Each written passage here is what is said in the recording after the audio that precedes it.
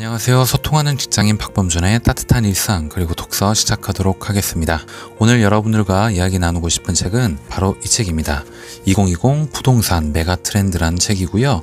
여러가지 부동산에 관련된 책들이 많이 나오고는 있는데 제가 책들을 쭉 여러가지 보고는 있지만은 이 책 또한 어떻게 보면은 이 향후의 부동산 흐름이 어떻게 흘러갈지 이런 부분에 대해서 나름 잘 요약을 하고 있고, 우리가 나중에 어떤 식으로 투자를 해야 될지 그런 방향에 대해서 좀 잡아주는 책 중에 하나다, 좋은 책이라고 좀 느낌이 들어서 여러분들께 소개를 좀 드리고자 가져와 봤습니다.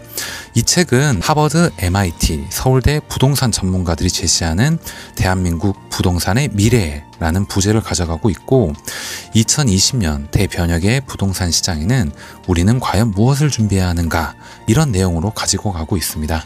그래서 오늘은 이 책의 저자가 어떤 회사를 운영하고 있는지, 저자가 어떤 사람들인지에 대해서 간단히 말씀을 드리고, 여러분들 셰어하우스라는 얘기가 요새 좀 많이 나오고 있잖아요. 이 셰어하우스가 향후에 정말 시장성이 있는지, 우리가 그런 방향으로 정말 이동할 수밖에 없는지, 이런 부분에 대해서 궁금하신 것도 많으실 텐데, 이 책에서 우리 1인 가구의 대안에 대해서 셰어하우스라는 걸 제안을 하고 있고, 실제로 이 셰어하우스를 많이 이용하는 추세로 가고 있으니 여러분들도 참고하시면 좋을 것 같다라는 방향성을 제시를 해주고 있어서 이 부분에 대해서 좀 말씀을 드려보겠습니다. 자, 이 책의 저자는 HMS 부동산 랩이라는 사람들로 구성되어 있고, 이 구성된 사람들이 저자로 여기에 참여를 했는데, 이 저자들이 모두 다 하버드, MIT, 서울대 출신의 부동산 전문가들로 구성된 프로젝트 연구팀이다 라고 얘기를 하고 있습니다. 부동산 개발, 도시 개발, 리테일 기획, 빅데이터 분석 등 각 분야에서 최고로 손꼽히는 이들은 4차 산업시대에 걸맞은 부동산의 미래를 제시하기 위해 다양한 논의를 거듭해 왔다라고 얘기를 하고 있고요. 그래서 이 책을 출간했다라고 얘기를 하고 있습니다. 김경민 서울대 환경대학원 부원장을 중심으로 강동헌 ARA 코리아 대표이사, 김동욱 DKRE 대표, 박정수 캔달스퀘어 자산운용 투자본부장, 신지혜 STS 개발주식회사 이사, 이상욱 어반하이브리드 대표, 이석준 데이터 사이언티스트, 이렇게 7인으로 구성되어 있다라고 얘기를 하고 있습니다. 여러 분야의 전문가들이 IT를 포함해가지고 이 부동산까지 자산운용까지 모두 다 아우를 수 있는 이런 좋은 의견을 제시한 책이라고 느낌이 들고요. 내용 한번 시작해 볼게요. 요새 뉴스나 책들을 보게 되면 셰어하우스에 대한 얘기가 많이 나오는 것 같습니다. 1인 가구의 새로운 대안이라는 제목으로 가지고 가고 있고, 밀레니얼 세대만의 주거 방식이라는 부제를 가져가고 있습니다. 밀레니얼 세대가 어떤 세대인지도 좀 말씀을 드리면서 한번 읽어보도록 할게요. 1인 가구의 라이프 스타일, 그러니까 대학가 오피스 인근, 역세권 근처에 사는 사람들을 얘기하는 거고요. 예를 들어 1인 가구 여성들은 불안전한 주거 환경으로 인한 위험, 홀로 있을 때의 위험에 대해 불안해한다라고 얘기를 하고 있습니다. 따라서 함께 있는 상황 혹은 더 안전한 환경을 제공하는 주택 환경에, 주택 유형에 관심이 갈 수밖에 없다라고 얘기를 하고 있고요. 밀레니얼 세대, 그러니까 1980년부터 2000년까지 출생한 사람들 얘기를 하는 거고, 지금 저도 여기에 지금 포함이 되어 있습니다. 그래서 사실 이 내용을 보면서 좀 많이 와닿는 부분이 좀 있었다라고 저는 생각을 좀 합니다. 미래 소득이 빠르게 증가할 것이라고 가정하는 계층도 아니기 때문에 이 밀레니얼 세대가요, 현재의 보람과 행복에 더 큰 가치를 부여한다라고 얘기를 하고 있습니다.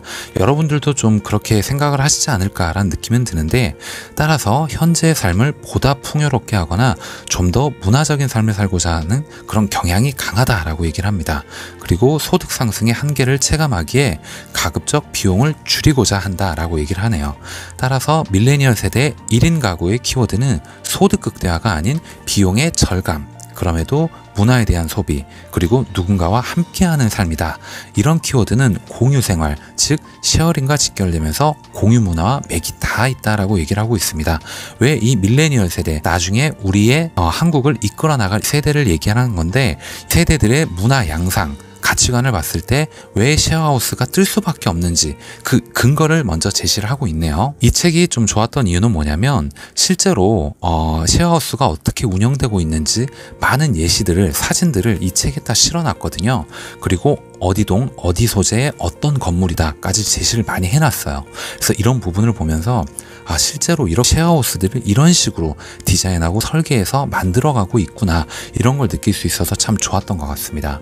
쉐어하우스 거주자는 자신만의 공간, 그러니까 침실을 갖고 있으면서 부엌과 거실, 화장실 등은 다른 입주자들과 공유를 한다라고 얘기를 하고 있네요. 이들은 자신만의 전용 공간은 원룸에 비해 조금 좁더라도 거실과 부엌 등 공용 공간은 더 넓고 쾌적하게 이용할 수 있다. 그리고 무엇보다 전용 공간이 원룸에 비해 좁은 만큼 임대료도 원룸에 비해 조금 저렴하다라고 얘기를 하고 있습니다. 이 부분이 매력적이었다라는 얘기겠죠. 결과적으로 공유경제 개념의 부동산 상품인 이 쉐어하우스는 상대적 주거 약자를 위한, 그러니까 소득 상승을 기대하기 어려운 이런 사람들을 위한 주거 공간 역할을 할 수 있을 것으로 기대된다. 여기서도 이 현재 상황 그리고 근거를 또 제시를 하고 있죠. 그럼 이 국내외 쉐어하우스의 현황이 어떻게 돼가는지 흐름을 여기서 얘기를 해주고 있는데, 한국보다 한 발짝 앞서가는 흐름을 보이는 일본에 대해서 얘기를 하고 있습니다. 이미 대형 쉐어하우스 전문 운영업체가 등장한 지 오래되었으며 발전을 거듭해 현재는 다양한 서비스를 제공하고 있다라고 얘기를 하네요.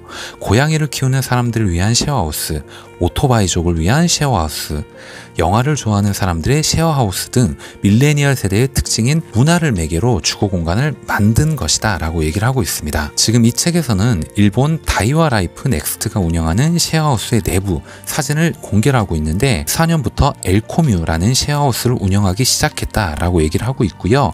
1층 라운지 공간에 당구대 그리고 무료 음료수를 비치하고 커다란 주방을 설치해가지고 입주자들이 자유롭게 라운지를 사용할 수 있도록 공간을 배치했다라고 얘기를 하고 있습니다. 또한 피트니스룸, 음악 연습실, 독서실, 여성들을 위한 파우더룸 등 입주자들이 편리하게 활용할 수 있다는 다양한 공간을 만들어 제공한다라고 얘기를 하고 있습니다. 여기 실제 데이터를 보면 그래프를 제시하고 있는데 쉐어하우스의 증가 추이를 얘기를 하고 있네요. 2015년을 기준으로 해서 급속도로 상승하고 있는 게 보입니다. 그래프를 살짝 보여드리자면 바로 요거거든요. 지금 이 부분 보면 급속도로 상승하는 이 구간이 있는데, 지금 2015년 12월부터 2016년 12월 1년 사이에 급속도로 증가했다는 걸 보여줍니다. 한국의 경우 아직 태동기라고 할 수는 있겠지만은 성장 속도는 매우 가파르다라고 얘기를 하고 있고, 쉐어하우스 검색 사이트에 등록된 방의 수를 보면 2013년 말 57개에 불과했으나 2017년 1월 624개로 늘어났다라고 얘기를 하고 있습니다. 불과 4년 사이에 10배 이상으로 규모가 확장된 것이다 라고 얘기를 하고 있고, 아까 제가 보여드렸던 그 그래프가 바로 그것입니다. 그러면 이 1인 주거 부동산의 미래는 어떻게 될 것인가에 대해서 종합 정리를 하고 있는데, 이걸 여러분들과 함께 공유를 해볼게요. 여러분들도 이 내용을 보시면서 내가 나중에 부동산을 투자하거나 임대 사업을 할 때 어떤 식으로 투자를 해야 될 거고, 어느 지역에다가 어떤 식으로 임대 쉐어하우스를 만들어야겠다, 이런 것들을 계획을 짜시면 좋을 것 같습니다. 1인 가구의 증가는 경제 및 사회 여건을 볼 때 돌이킬 수 없는 대세다라고 얘기를 하고 있네요. 따라서 한정된 소득의 많은 부분을 주거 비용으로 지출하는 이들은 이들을 위한 적정 주거, 그러니까 이들의 경제 사항을 고려한 현실적이고 합리적인 형태의 주거를 얘기하는 겁니다. 이런 다양한 대안이 마련되어야 할 것이다 라고 얘기를 하고 있네요. 빅데이터 분석을 통해 알 수 있는 이들이 선호하는 혹은 현재 모여 살고 있는 거주 지역이 어디냐면요, 1번은 오피스, 직장 근처 혹은 대학가라고 얘기를 하고 있고, 2번은 지하철 등 교통 접근성이 아주 좋은 지역이다. 굳이 예를 들자면 딱 찍어서 얘기를 하고 있네요. 서울대, 고려대학교, 성신여대, 경희대, 외국어대, 한양대, 세종대, 건국대, 홍익대학교, 합정, 신촌 인근 종로와 강남 오피스타운 일대다라고 얘기를 하고 있습니다. 근데 이런 지역의 상당 부분에는 다세대 다가구 주택이 밀집해 있다라고 얘기를 하고 있습니다. 나중에 얘기하겠지만 다세대 다가구 주택은 우리가 이제 흔히 얘기하는 빌라라고 생각을 하셔도 될 것 같아요. 문제가 되는 점은 이들 지역 중 일부는 안전이 취약하거나 특히 여성들이 위험을 느끼는 환경이라는 점이다라고 얘기를 하고 있습니다. 그러니까 지금 문제를 제시했다라는 거는 이런 부분이 해결만 된다면 이 지역이 아주 매력적인 치가 될 것이다 라는 걸 얘기하는 것과 같아요. 따라서 가격이 동일한 경우에는 안전한 지역에 대한 선호는 증가할 것으로 예상된다라고 얘기를 하고 있습니다. 그러니까 지역은 다른데 가격이 동일하단 말이죠. 그러면 사람들이 선택하거나 고를 때 더 안전하다고 생각되는 지역을 선택한다라는 겁니다. 반대 의견 중에 이런 의견도 있어요. 부동산 산업은 인구 감소기 혹은 소득 감소기에 유망하지 않은 분야라고 보는 경향가 있다라고 얘기를 하고 있고, 일면 타당한 부분은 있으나 이는 부동산 매매업에 한정된 것이다 라고 얘기를 하고 있고, 부동산 임대업과는 거리가 먼 이야기다 라고 얘기를 하네요. 그러니까 부동산 임대업의 미래는 조금 밝다라고 여기서 딱 얘기를 하고 있죠. 1인 가구의 주축인 밀레니얼 세대가 주택을 구매하지 않는 경향이 강하다면 이들은 결국 임차인으로서 주택을 빌려 거주한다는 걸 의미한다라고 얘기하네요. 즉 부동산 임대 시장과 부동산 임대업에는 좋은 소식인 것이다 라고 얘기를 하고 있습니다. 오늘 이야기는 여기까지 하겠습니다.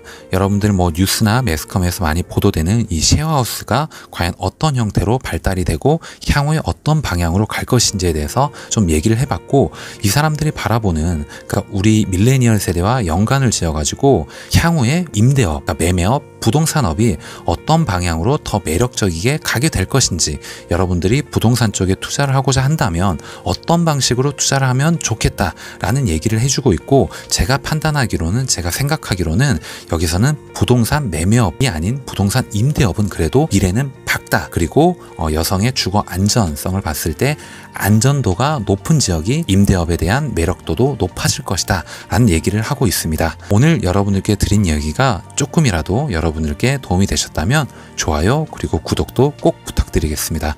다음 시간에 더 좋은 내용, 더 좋은 컨텐츠를 가지고 여러분들께 인사드리도록 하겠습니다. 감사합니다.